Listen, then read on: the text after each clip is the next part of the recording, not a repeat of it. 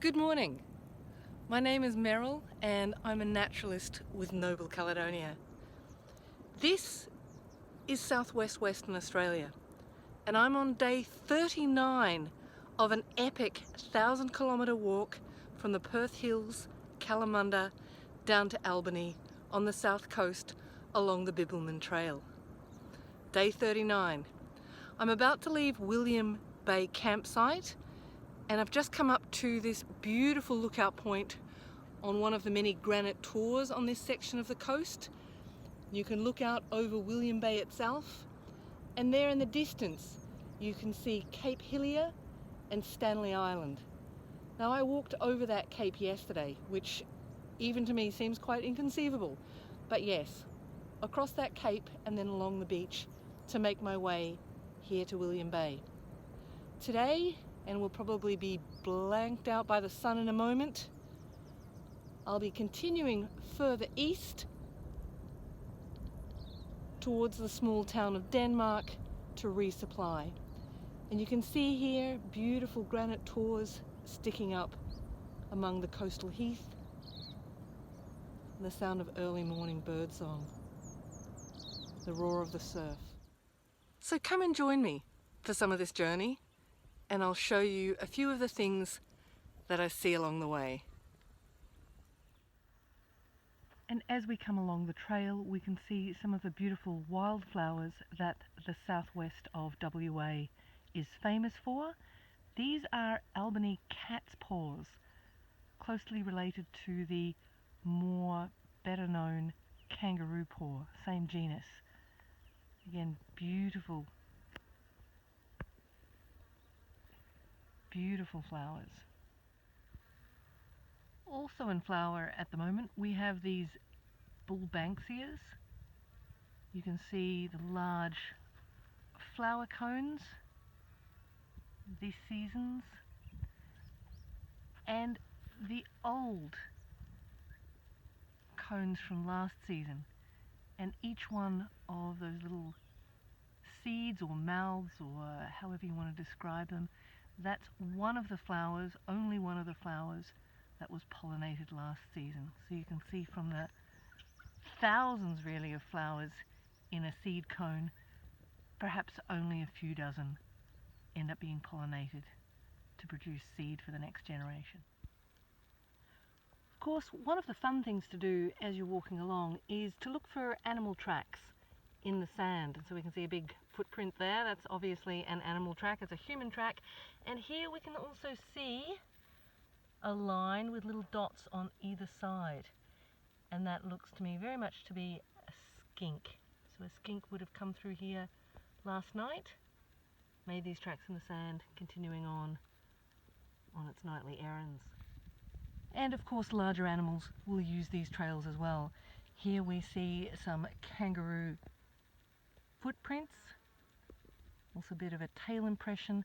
You can see quite clearly there in the middle of the picture, that's a handprint, showing me that this kangaroo, rather than bounding along, was moving slowly, tail on the ground, hands on the ground. So to clarify, when kangaroos are jumping, when they're moving quickly, they're bounding along just on their hind legs. You won't see any tail marks, you won't see any hand marks. This is what we're seeing here. Two sets of footprints, kangaroo jumping, but when they're moving slowly they'll have their tail on the ground for extra balance, and they'll have their hands on the ground as well, their front limbs. So here we have a large adult male western grey kangaroo, far more chocolatey brown in colour than the highly abundant eastern grey kangaroos, and he's just enjoying a bit of breakfast here in the coastal heathland. Kangaroos, of course, are largely crepuscular, which means that they're more active at dawn and dusk and tend to snooze a lot through the heat of the day. So the Bibbulman track is very clearly marked, regular intervals, with this symbol here. This is the woggle, or rainbow serpent, the main creation spirit of the Ngunnawal people, the people of southwest Western Australia. The name, the Bibbulman track, comes from one of the language groups within the Ngunnawal. These patches of open coastal heathland are also great spots for bird watching. You've got a couple of masked wood swallows in the air and one perched nearby here, hawking insects. And these larger blackbirds that you can hear calling, these are white-tailed black cockatoos, one of two species endemic here to the southwest corner of Western Australia. These are CARNABASS cockatoos.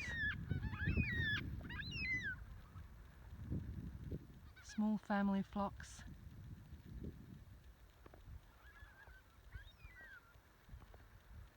And they feed specifically on BANKSIA cones, BANKSIA seeds, hagias, and other plant species found in these areas. And I've just come across this guy. This is a bobtail lizard, also known as a shingleback or a sleepy lizard. It's actually a skink, very closely related to the blue-tongue skinks. He will use a similar method of defense as the blue tongues, gaping open his mouth and showing his blue tongue if I come too close. I say he, I'm not sure if it's a he or a she. These incredible reptiles live to about 50 years old, and they mate for life. So I just wanted to show you a few more of the beautiful flowers that I'm passing here. These yellow ones are HIBBERTAs, or golden guinea flowers, very common, long blooming. Pink here, this is rose banjine, one of the pymelias, one of the rice flowers, very lovely. And these lovely purple ones are scaevola, or fan flowers, coastal fan flowers. And you might be able to see there, the leaves are slightly succulent. They're slightly fleshy, and that's one of the strategies that this plant has for conserving moisture in what is really a very arid environment here. So I'm now sitting on top of what is known as Monkey Rock. It's a very large granite tor on the side of Mount Hallowell, which itself is a large sort of granite outcrop. And I'm sure many of you are wondering about snakes. What about snakes? Am I seeing snakes? Well, to be honest, I don't see that many of them. I know that they're out there, but they're very sensitive and they can feel you coming, they can feel the vibrations of your footsteps and your walking poles long before you generally get a chance to spot them.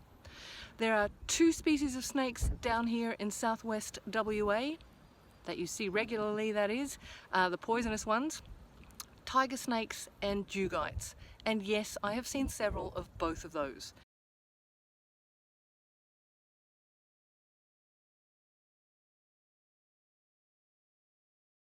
The tip is, keep a sharp eye out, make sure you stamp your feet, don't stand on the snakes, they don't like it. But they do tend to choose, as the saying goes, discretion over valor, meaning they'll get out of your way, they really don't want to attack you. Stay safe.